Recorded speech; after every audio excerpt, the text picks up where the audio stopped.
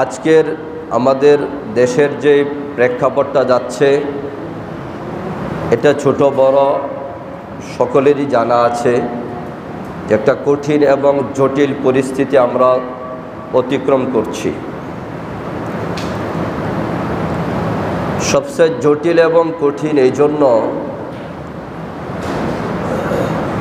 সারা পৃথিবীটাকে যদি বিক্রি করে দেওয়া হয় আর কোনো একজন মায়ের সন্তান যদি হারায়, সারা পৃথিবীটা একবার নয় 10 বার বিক্রি করে দিলেও কোনো একজন মায়ের যে সন্তান হারিয়েছে ওই সন্তানের ক্ষতিপূরণ হবে না, কোনো দিন সম্ভব না এটা। আর স্বাধীন দেশে স্বাধীন নাগরিক নিজেদের অধিকারের জন্য ন্যায্য এবং যুক্তিসঙ্গত একটি ব্যাপার নিয়ে ছাত্র সমাজ যখন তাদের অধিকারের আদায়ের জন্য রাস্তায় নেমেছে, আর এমন একটা পরিস্থিতিতে আমাদের এই আগামীর ভবিষ্যৎ তাদের এইভাবে জান দিতে হবে, এটা মানে কেউ কোনোদিন কল্পনাও করেনি। আমাদের এই বর্তমান প্রেক্ষাপটটা তৈরি হয়েছে ছাত্রদের একটা আন্দোলনকে, ছাত্রদের একটা দাবিকে সামনে নিয়ে। কোটা না মেধা, ছাত্রদের একটা আন্দোলন, কোটা না মেধা, এই আন্দোলনটাকে সামনে নিয়েই, এই দাবিটাকে সামনে নিয়েই তাদের আন্দোলন। তো অনেকে এটার পক্ষে কথা বলেন, অনেকে ওটার বিপক্ষে কথা বলেন। আমি পক্ষে আর বিপক্ষে যাব না। শরীয়ত ইসলাম এই ব্যাপার আমাদেরকে কি বলে, এটা হলো মূল বিষয়। এরপরে আপনার শুধু একজন নয়, এরকমভাবে একটা দেশকে বিজয় করার পরে ওই দেশের থেকে যে গনিমতের মাল আসবে ওই 5 ভাগের 1 ভাগ বাইতুল মালে জমা থাকবে। গরিব, অসহায়, দরিদ্র, মুসাফির যারা ছিল তাদেরকে দিয়ে আপনার ওই রাষ্ট্রকে সুন্দর মতো পরিচালনা করবে। এটাই হলো ইসলামের বিধান। প্রিয় হাজিরিন, আল্লাহ রাব্বুল আলামিন 10 নম্বর পারা একেবারে শুরু আয়াতের মধ্যে আল্লাহ তাআলা বলেন, ওয়ালামু আন্নামা গানিমতুম মিন শাইইন ফাআন্না লিল্লাহি খুমুসাহু ওয়ালির রাসূলি ওয়ালিদিল কুরবা ওয়াল ইয়াতামা ওয়াল মাসাকিন ওয়াবনিস সাবিল। এই আয়াতের মধ্যে আল্লাহ রাব্বুল আলামিন এটা বলে দিয়েছেন যে এইভাবে তাদের জন্য ভাগ করে দিতে হবে। প্রিয় হাজিরিন, স্বাভাবিক মতেই যখন কোনো যোদ্ধা কোনো দেশকে স্বাধীন করার জন্য যুদ্ধ করে তখন তারা ওইখান থেকে কি সুযোগ সুবিধা পাবে এই আশায় কোনো মুক্তিযোদ্ধার যুদ্ধ অংশগ্রহণ করে না। যে কোনো, আপনি যে দেখবেন আমাদের এলাকাতেও বেশ কয়েকজন মুক্তিযোদ্ধা আছে, তাদেরকে যে জিজ্ঞাসা করে দেখবেন তোমরা যখন এই দেশটাকে স্বাধীন করার জন্য যুদ্ধ করেছিলে তখন তোমাদের চিন্তা কি ছিল যে দেশটা স্বাধীন হওয়ার পরে আমি এই দেশের থেকে সুবিধা নিব, নাকি এটা চিন্তা ছিল যে আমার রক্তের বিনিময়ে এদেশের মানুষকে স্বাধীন সার্বভৌমত্ব একটা রাষ্ট্র উপহার দেব, স্বাধীন মতে এদেশের মানুষ বসবাস করবে, আমি যে তাদেরকে এমন একটা ব্যবস্থা দিতে পারবো, এটাই আমার জীবনের সবচেয়ে বড় পাওয়া। প্রত্যেকটা মুক্তিযোদ্ধাকে যে জিজ্ঞাসা করবেন তাদের মনের মধ্যে এই স্বপ্ন ছিল। দুনিয়ার কোনো চাওয়া পাওয়া, দুনিয়ার কোনো লোভ লালসা তাদের মধ্যে কাজ করে নাই। তাদের চেতনা ছিল একটাই, আমি একটা স্বাধীন রাষ্ট্র আমার জাতিকে, আমার গোষ্ঠীকে উপহার দেব, এটাই আমার জীবনের সবচেয়ে বড় পাওয়া। প্রিয় হাজিরিন, তারা তাদের দায়িত্ব আদায় করবে, আর আমাদের দায়িত্ব হলো যারা শুধু এখানে নয় যে কোনো দেশের মধ্যে যাবেন, ইসলামী রীতি যদি সামান্যতম মানে তখনও তাদের উপর দায়িত্ব হলো যারা স্বাধীনতার যুদ্ধে অংশগ্রহণ করবে তাদেরকে তাদের প্রাপ্য সম্মান দিতে হবে, এবং দেশ স্বাধীন হওয়ার পরে তাদের জন্য যেইটুক সুযোগ সুবিধা আছে তাদেরকে দিতে হবে। এটা তারা চাই না। এটা যেভাবে ইসলামের বিধান ঠিক তেমনি মানবতাও এটা। অর্থাৎ যারা স্বাধীনতার যুদ্ধে অংশগ্রহণ করবে মুক্তিযোদ্ধা, তাদেরকে যথাযথ সম্মান করা এবং তাদেরকে রাষ্ট্রের পক্ষ থেকে যেই পরিমাণ সুযোগ সুবিধা দেওয়া যায়, এটা যেভাবে ইসলামের বিধান ঠিক এটা এরকমভাবে মানবতাও। প্রিয় হাজিরিন, এখন আমরা তাদেরকে কিভাবে সুযোগ সুবিধা দেব? তারা আমাদেরকে যেই উপহার দিয়েছে, তারা আমাদেরকে যেই জিনিস এনে দিয়েছে, এটা দুনিয়ার কোনো বিনিময় দিয়ে এই ঋণ কখনো শোধ করা যাবে না। মুক্তিযোদ্ধা যারা যারা দেশ স্বাধীনতার জন্য জীবন বাজি রেখে একটা জাতি, একটা গোষ্ঠীকে একটা স্বাধীন রাষ্ট্র দিয়েছে, তাদেরকে একটা অর্থাৎ যাই কিছু দেওয়া হোক দুনিয়ার বিনিময় হিসাবে, এটা যথাযথ হবে না, এরপরে কম হয়ে যাবে। কেন? তিনি যখন স্বাধীনতার যুদ্ধে গিয়েছিলেন তখন তিনি কি এই কথা জানতেন তিনি আবার ফিরে আসবেন? কখনো তিনি জানতেন না। এভাবেই তিনি গিয়েছেন, হয়তোবা আমার মৃত্যু হবে আজকে এই পথে, আমি শাহাদত বরণ করব, আমি মৃত্যুবরণ করব, আমি আবার সুস্থ নিরাপদে আমার পরিবারের কাছে ফিরে আসতে পারবো কিনা, এটা কোনো একটা মুক্তিযোদ্ধা জানতো না। তারা জানতো আমার জীবনটাই চলে যেতে পারে। তো এমন বাজি রাখা কঠিন একটা পরিস্থিতির মধ্যে একজন মানুষ দেশের জন্য যুদ্ধ করেছে, এখন আমরা তাকে কি বিনিময় দিব? প্রিয় হাজিরিন, যাই কিছু দেওয়া হবে তার ঋণ শোধ হবে না। এরপরেও দেখবেন কোনো মুক্তিযোদ্ধা এই জন্য যুদ্ধ করে নাই যে তোমরা আমাকে বিনিময় দিবা, এই জন্য যুদ্ধ করে নাই। তারা যুদ্ধ করেছে এই জন্যই যে আমি আমার জাতিকে স্বাধীন একটা রাষ্ট্র উপহার দেব, এই জাতি স্বাধীনভাবে বসবাস করবে, এটাই তাদের মনের চিন্তা ছিল, এটাই তাদের স্বপ্ন ছিল। প্রিয় হাজিরিন, এরপরও দেশে এবং রাষ্ট্র দায়িত্ব হলো তাদেরকে যথাযথ সম্মান করা। আলহামদুলিল্লাহ, আমাদের এদেশের মধ্যে যে নীতিমালা রয়েছে, ওই নীতিমালার মধ্যে আমরা এখনো পর্যন্ত দেখে আসতেছি মুক্তিযোদ্ধা যারা রয়েছে, সরাসরি যারা এই স্বাধীনতার যুদ্ধে অংশগ্রহণ ছিল, তাদের জন্য রাষ্ট্রের পক্ষ থেকে বিভিন্ন সুযোগ সুবিধা সম্মান তো আছেই।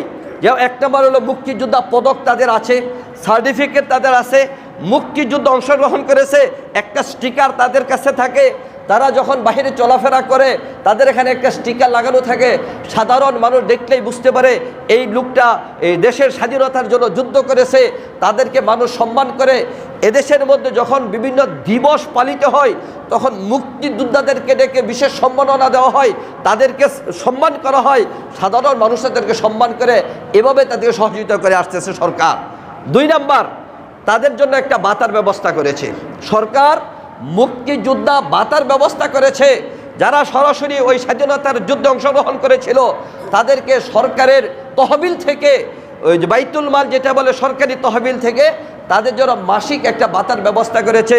আলহামদুলিল্লাহ, এদেশের কোনো জনগণ এমন পাওয়া যাবে না যে তারা ওইখানে এটা অস্বীকার করে যে মুক্তিযোদ্ধাদেরকে কেন ভাতা দিবেন, এমন কোনো মানুষ বাংলাদেশে বসবাস করে না।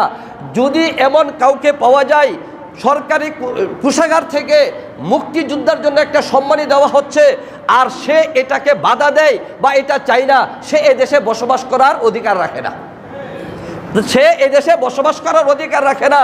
যারা মুক্তিযুদ্ধ অংশগ্রহণ ছিল অবশ্যই সরকারি তহবিল থেকে সরকারের সর্বোচ্চ পর্যায়ের ক্ষমতা দিয়ে অর্থনৈতিকভাবে তাকে যেভাবে সহযোগিতা করা যায়, সরকারের নৈতিক দায়িত্ব হলো তাদেরকে ওইভাবে সহযোগিতা করা। এবং এদেশের স্বাধীন মানুষ সকলে এটা মেনে নেয়, গ্রহণ করে, এখানে কেউ অস্বীকার করে না, এটাকে কেউ বাধা দেয় না। প্রিয় হাজিরিন, এছাড়াও অন্যান্য আর কী দিক দিয়ে সুবিধা দেওয়া যায়?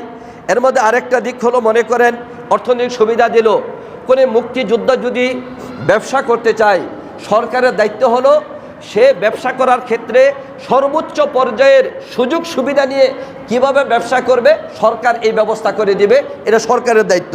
প্রিয় হাজিরিন, চিকিৎসার ক্ষেত্রে কোনো মুক্তিযোদ্ধা সে যুদ্ধ অংশগ্রহণ করেছে, তার চিকিৎসা দরকার, সরকারিভাবে অর্থনৈতিক তাকে সহযোগিতা করে। এরপরেও যদি কোনো মুক্তিযোদ্ধা অসুস্থ হয়ে যায়, সরকারের নৈতিক দায়িত্ব হলো দেশের সর্বোচ্চ পর্যায়ের চিকিৎসার মাধ্যমে তার চিকিৎসার ব্যবস্থা করা সরকারের দায়িত্ব। কোনো মুক্তিযোদ্ধা যদি কোনো ডাক্তারের কাছে যায়, অন্য মানুষের কাছ থেকে যদি 1000 টাকা ফিস নেয়, ভিজিট নেয়, তাহলে মুক্তিযোদ্ধার কাছ থেকে 500 টাকা ভিজিট নেবে। প্রয়োজন বোধে একজন মুক্তিযোদ্ধা ডাক্তার দেখানোর জন্য হাসপাতাল গিয়েছে, যদি 10 জন 20 জন কাতারের মধ্যে দাঁড়িয়ে থাকে, ওই মুক্তিযোদ্ধার সম্মানে ওই ব্যক্তিকে কাতার ডিঙ্গিয়ে তাকে আগে ভাগে ডাক্তার দেখানোর ব্যবস্থা করে দেবে। একজন মুক্তিযোদ্ধা হিসাবে সে এই সম্মান পাইতে পারে, ঠিক কিনা বলুন? প্রিয় হাজিরিন, গাড়িতে চলতেছে মুক্তিযোদ্ধারা, গাড়ি ভাড়া তাদের কমায় দেওয়া হয়েছে। অনেক জায়গায় তারা সার্টিফিকেট খালি গাড়ি ভাড়া নেয় না, এমনকি রাস্তায় চলার ক্ষেত্রে গাড়িতে যদি 2-4টা সিট রেখে দেওয়া হয়, কোনো বীর মুক্তিযোদ্ধা গাড়িতে উঠবে, তার জন্য সিটটা বরাদ্দ, কেউ কোনো আপত্তি করবে না, এরা করবে। মুক্তিযোদ্ধা যাইতেছে, তার পরিচয় দেওয়ার পরে ছাত্রদের যেরকম গাড়িতে হাফ ভাড়ার ব্যবস্থা আছে, একজন বীর মুক্তিযোদ্ধা তা ভাড়া মাফ হলেই সবচেয়ে ভালো। আর যদি দিতে হয় তাহলে অল্প স্বল্প হাফ কিছু ভাড়া দিয়ে দেবে, এটা একজন মুক্তিযোদ্ধা পাইতেই পারে। প্রিয় হাজিরিন, বাসাবাড়ির ব্যবস্থা, মুক্তিযোদ্ধা যে স্বাধীনতার যুদ্ধে অংশগ্রহণ করেছে এমন একজন মুক্তিযোদ্ধার জন্য তার আবাসন ব্যবস্থা সরকার করে দিবে। যদি তার না থাকে সরকার ব্যবস্থা করে দিবে, নিম্নমানের হলে উঁচু মানের ব্যবস্থা করে দিবে, এটা সরকারের দায়িত্ব। দেশের জনগণ কখনো এখানে বাধা দিবে না। যদি কোনো জনগণ এখানে বাধা দেয়, মনে করতে হবে স্বাধীনতার শত্রু, তাহলে স্বাধীন দেশে তার বসবাস করার অধিকার নাই। প্রিয় হাজিরিন, অর্থনৈতিকভাবে তাদেরকে সহযোগিতা করা, সরকার এগুলো করবে, এখানে কোনো জনগণ বাধা দিতে পারবে না। আপনারা বলুন, আমি যেই সুযোগ সুবিধার কথা বললাম, এগুলো কেউ কি বাধা দিতে পারে?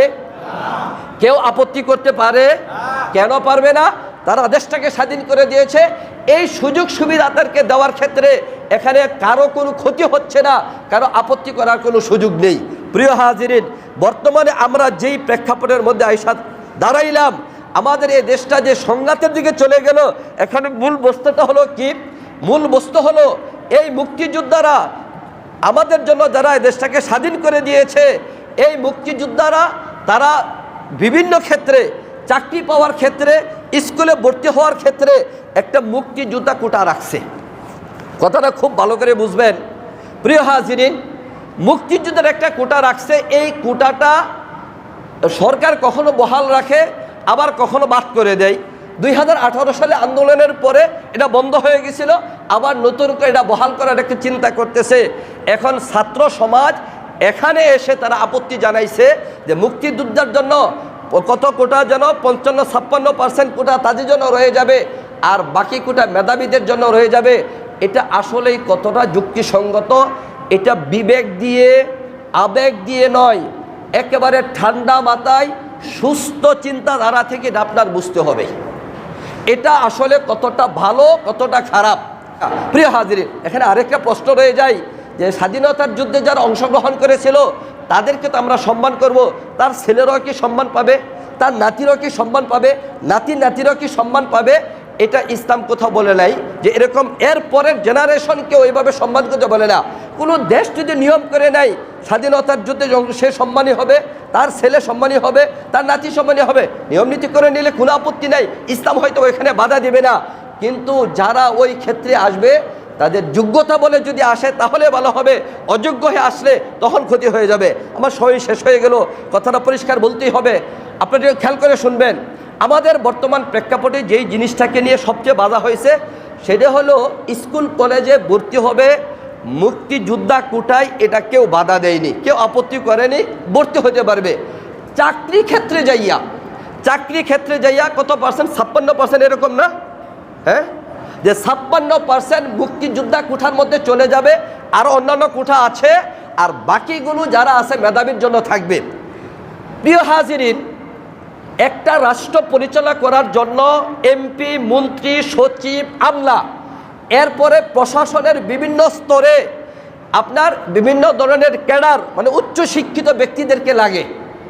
যেই মন্ত্রণালয়ে যত বেশি শিক্ষিত যোগ্য লোক থাকবে সে ওই মন্ত্রণালয় ততটা ভালোভাবে পরিচালনা করবে, ঠিক কিনা বলুন?